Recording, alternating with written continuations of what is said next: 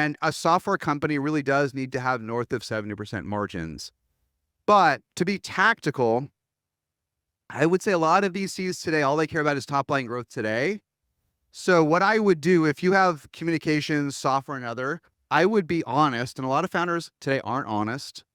I would be honest, and I would just do 3 colors on your revenue stack. Say, listen, we're at a million in revenue today. Personally, I wouldn't even call it ARR, even though everyone does. We're at $1 million in revenue, 300K is from software, 400K is from messaging, and 200K is from services, right?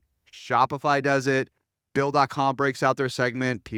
Toast is look at Toast. I've written up on SaaStr. They're very honest about their different segments. Put it in different colors in a pie chart and let VCs come to their own conclusions. Some old timers may say, I'm out of here.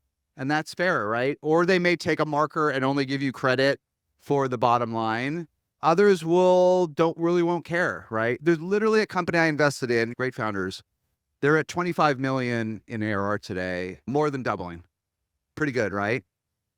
But 20% of the revenue was passed through zero margin revenue. Does that count?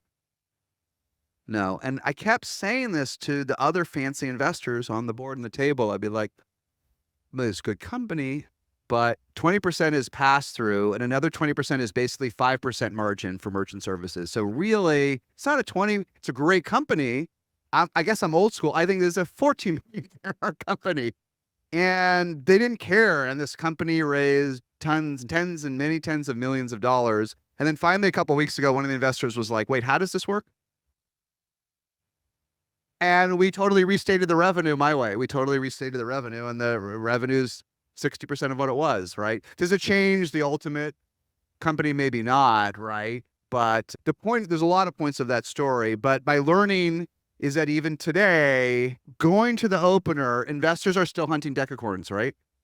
And so they're not gonna give you credit because you're profitable. They're not gonna give you credit for lower growth because of macro issues. But what they will do is they get a little blind to hyper growth. Like they're so because fewer companies are hyper growing.